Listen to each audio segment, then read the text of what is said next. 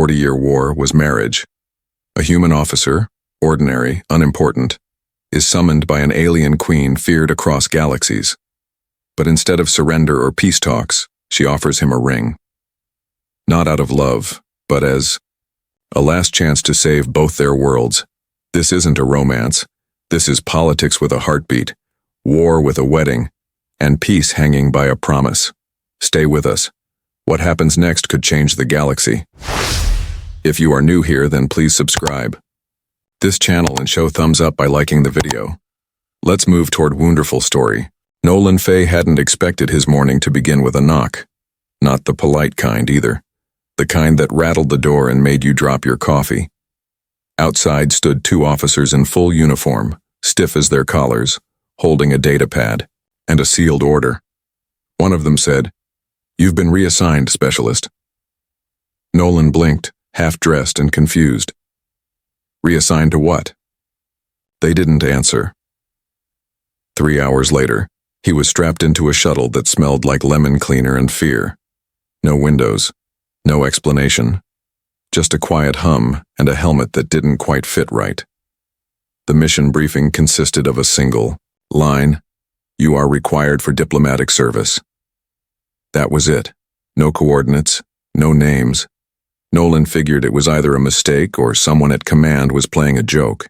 He wasn't exactly top of the diplomatic roster. He once caused an entire outpost to go silent because he sneezed during a peace conference and accidentally activated a sound scrambler. Still, orders were orders. The shuttle descended on a planet he didn't recognize, guided by AI autopilot and too much silence. When the hatch opened, the light was sharp and golden.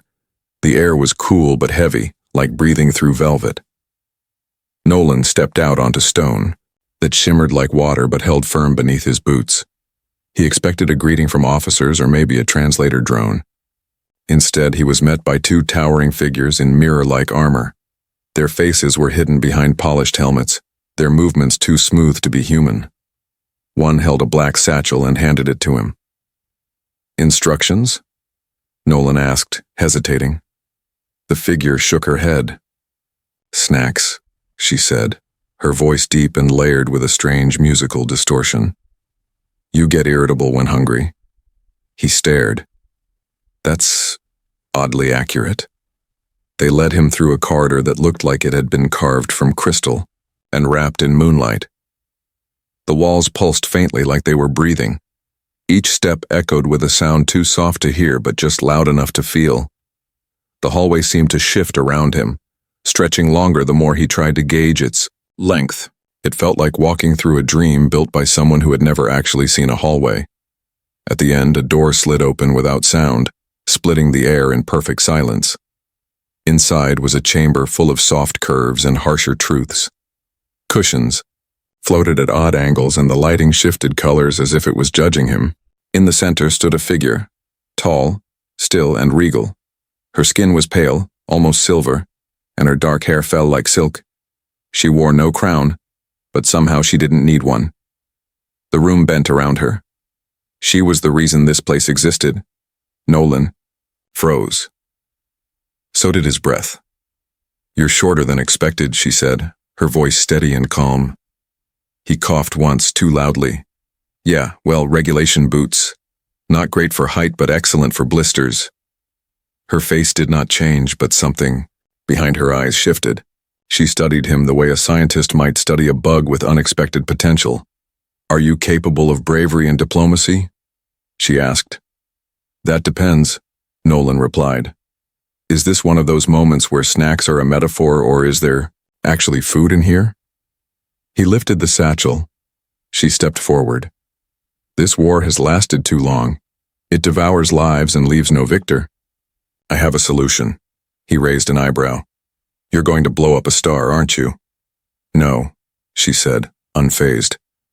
"I'm going to marry you." The silence that followed was not empty. It was heavy, dense, the kind of silence that wraps around you and squeezes. "I'm sorry," Nolan said after what felt like 10 minutes and one heartbeat. "Did you just propose?" "Yes." "To me?" "Yes." He blinked. "Like, legally? Officially? With rings and wedding cake? She tilted her head. If you require a cake, one can be arranged. Nolan rubbed his face.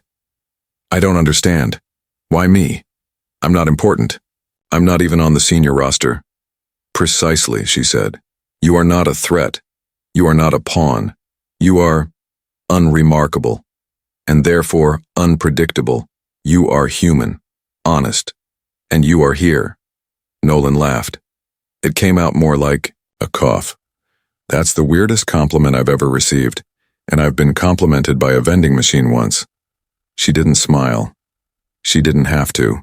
Her stillness spoke louder than most voices. This marriage, she said, will not be romantic. It will be strategic, a bond to end conflict, a symbol of unity. Our enemies will see it and hesitate. Our allies will believe in peace. And what do I get? He asked, half joking, half serious.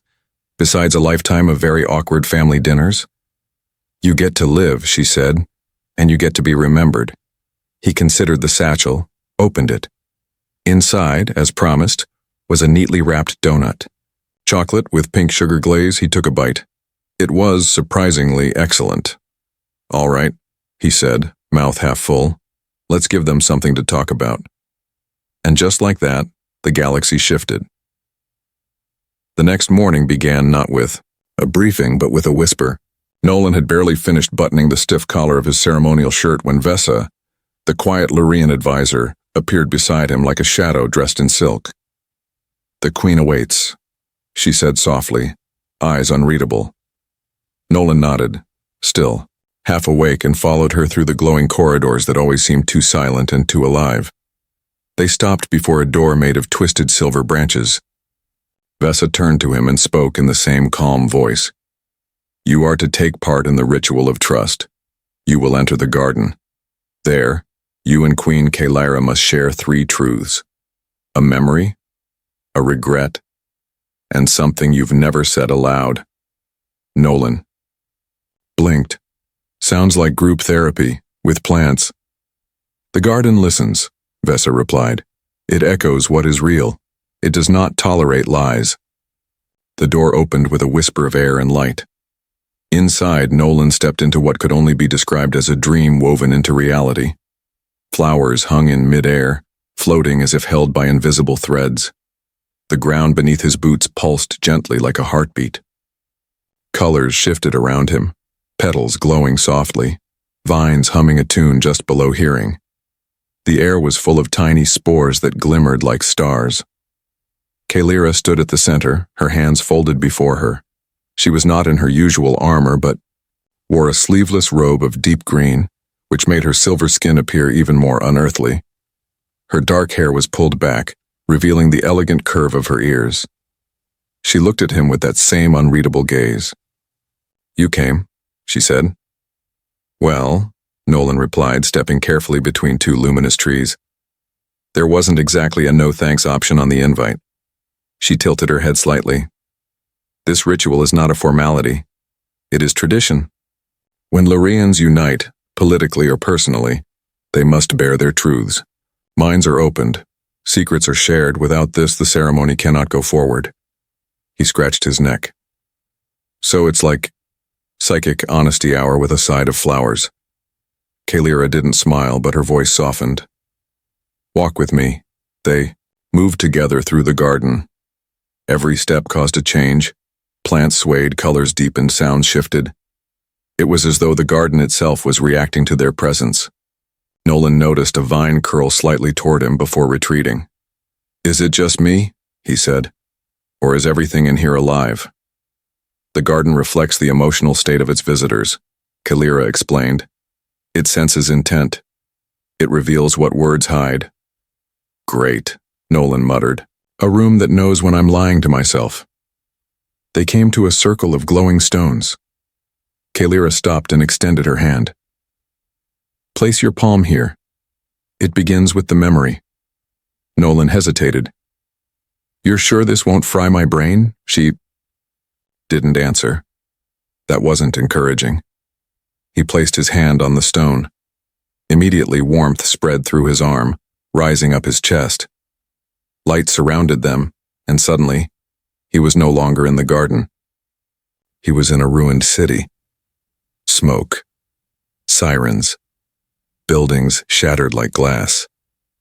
A small boy, himself, crouched beneath a collapsed beam, clutching a stuffed animal. Above him, a stranger in a military jacket shielded him from falling debris. A moment of sacrifice. A face he never saw again. The light shifted and they were back. Nolan's hand trembled. He glanced at Kalira. She said nothing, but her eyes held a new kind of silence. Not cold, but knowing. "Your turn," he said, his voice rough.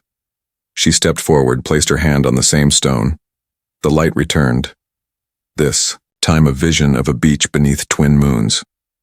Kalira stood alone, her hands buried in the sand. She pulled out a piece of something shining, a memory chip, and crushed it. Her shoulders didn't shake, but her face looked like grief, dressed as pride. The light faded. The garden pulsed with gentle blue light. Now came the second part. Regret. Nolan inhaled slowly. "I regret leaving someone behind during a supply raid. It wasn't my fault, but it doesn't stop the guilt." Kalira looked at him for a long moment. "I regret choosing silence over action when my brother was taken. I could have stopped it. I didn't." Their voices carried in the garden like music. Vines pulsed. The air warmed. Finally, the third truth. Something unsaid. Nolan hesitated.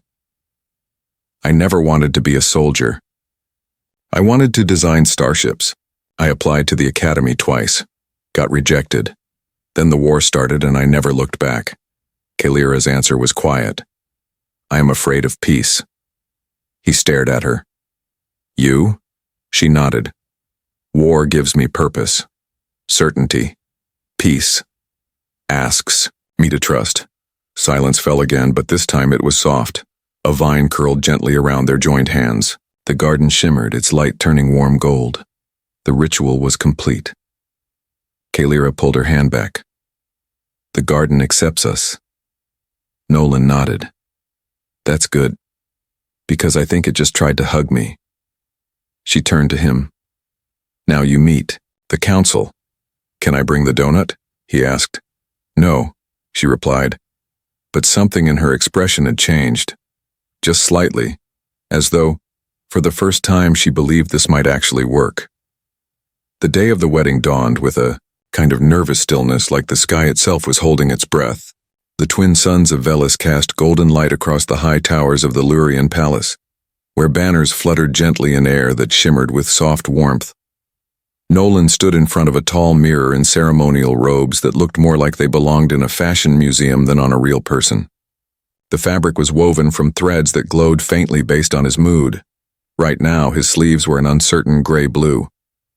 Vesa had arrived earlier to check on him, offering final instructions that mostly sounded like ancient poetry and warnings about standing too close to floating candles.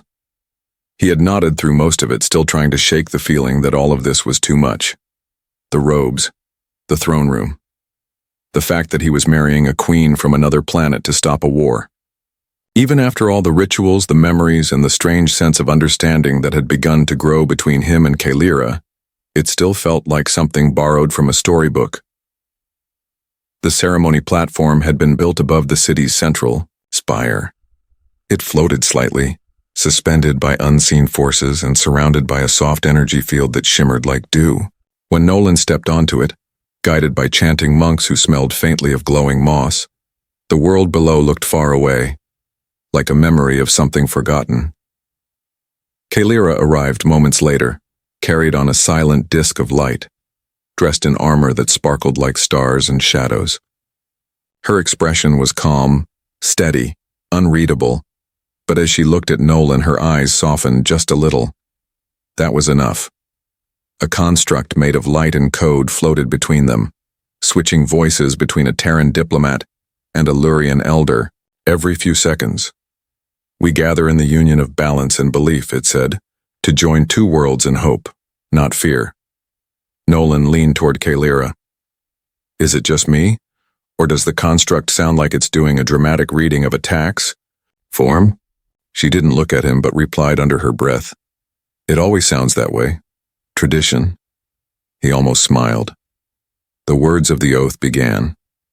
Nolan reached for the ring he had been given, a small band forged from fragments of a decommissioned war satellite. Kalira held her hand out. They were just seconds away from finishing the vow. Then it happened. A high-pitched warning tone rang out across the sky, and the soft shimmer of the energy field turned blood red. A new voice cut through, the ceremonial silence sharp and mechanical. Unauthorized entry detected at the outer gate. Guards around the platform moved instantly. Kalira's expression didn't change, but her posture did. Every muscle tensed. Nolan stepped back slightly, scanning the projection that had appeared above them. It showed a Terran shuttle, scorched, smoking, pressing against the palace's protective shell. "That's not one of ours," Nolan said, squinting. "Wait. I know that ship." The camera zoomed in. A man stumbled out, waving a charred data pad and yelling. Nolan sighed. "That's Tom, my old tech officer." "Is he a threat?" Kalira asked, voice low and calm. "No," Nolan said quickly. "He once short-circuited a cafeteria oven trying to upgrade its heat settings. He's not a threat, he's a walking warning label." Still, Lurian guards moved fast, surrounding Tom and guiding him inside the palace. Kalira and Nolan were escorted away from the platform, the ceremony now on hold. They moved quickly through a side passage lined with tall stone panels. In the next chamber, a private council room shielded from outside signals, Kalira turned to Nolan. "Explain." Nolan sighed, sitting down as the door sealed behind them. "If Tom's here, it means Command found out about the ceremony and didn't like it. He's probably been sent to either stop it or warn me about something worse." Moments later, Tom was escorted into the room. His uniform was scorched, and his boots left ash on the floor, but his grin was still the same. "Captain, or should I say, Your Highness?" "Tom," Nolan muttered. "Why are you here?" Tom's grin vanished. "I intercepted a command override. Earth's High Command is planning to extract you, by force, during the ceremony." "Extract," Kalira repeated, her voice dangerously flat. "Meaning kidnap." "Technically, a protective retrieval," Tom said. "But yes, same idea." Nolan stood slowly. "So that's it? They think I've been brainwashed or manipulated." "Worse," Tom said. "They think this marriage makes you a weak point, a risk." Kalira turned to Nolan. "I suspected resistance, but not this soon." "They're scared," Nolan said. "They don't trust peace. It's never been real to them." "We must show them," Kalira said. "Truth, raw and clear." Nolan nodded. "We broadcast it, everything, the garden, the memories, even the donut. Let them see this wasn't a trick, just two people trying something impossible." Kalira stepped closer. "There's no going back from this." "I wasn't planning to," Nolan replied. Outside, the red warning light still flashed. But inside the council chamber, something brighter began to glow. Not fear, not strategy, choice. And for the first time in years, the war trembled. Not with fire, but with doubt. The tower was taller than it looked from the ground. Nolan could feel the wind pulling at his robes as he and Kalira climbed the narrow metal staircase, each step vibrating beneath their feet. Above them, the broadcast relay. An old and stubborn piece of technology, weighted like a sleeping giant. It hadn't been used in years, its wiring buried under newer systems and quieter politics. But now, it was their last hope. The attack hadn't come from outside. It had come from within. A small group of officers from both Earth and the Lurian Dominion, tired of peace talks and threatened by change, had planted a signal jammer deep in the palace. The explosion hadn't killed anyone, but it had shattered trust. It had silenced the network, cutting off communication between allies and feeding fear like fire. Panic spread quickly. Soldiers drew weapons. Old suspicions reawakened. A war that had been moments away from ending now teetered on the edge of beginning again. But Nolan and Kalira hadn't stopped moving. While diplomats shouted and soldiers waited for orders. They had chosen action. No guards, no advisors, just the two of them climbing toward a machine that might remind the galaxy what truth looked like. The door at the top of the tower groaned as they pushed it open. Dust swirled in the air, catching the light of the twin suns. The relay platform was still functional, though covered in grime and humming faintly with unstable power. Kalira moved to the control panel while Nolan adjusted the transmission node. It felt strange working side by side like this, not as strangers, not even as rulers, but as something more human. Partners. "Are you sure about this?" Nolan asked, wiping sweat from his forehead. "No," Kalira said, "but I am sure we have no better option." They activated the broadcast relay, rerouted the backup power, and fed in the memory logs. Not just official records, but the real moments, the unedited footage of their journey together. The Garden of Voices, the ceremony, the sabotage, the arguments, the awkward silences, and the laughter.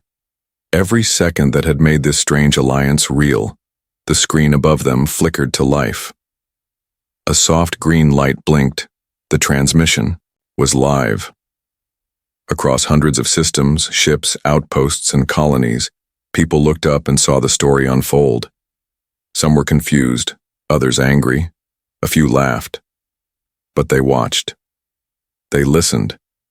They saw Nolan standing in his wrinkled robes, telling the truth with trembling hands. They saw Kalira remove her armor, not as surrender, but as trust. They saw a queen and a soldier choosing unity in a galaxy that had forgotten what peace looked like. It took only minutes for the first responses to come in. Kalira's command center lit up with incoming messages, some hostile, others hesitant. But most were quiet, curious, waiting. In the sky above the tower, a Terran fleet emerged from the shadows. Battleships primed for confrontation, their weapons glowing faintly in warning. For a moment, the wind stilled. The silence returned. Then from the lead ship, a reply came through. "Transmission received. Standing down." Nolan exhaled, sinking slowly to the floor. Kalira joined him, her gaze still locked on the sky. Her fingers gently adjusting the controls. It wasn't over.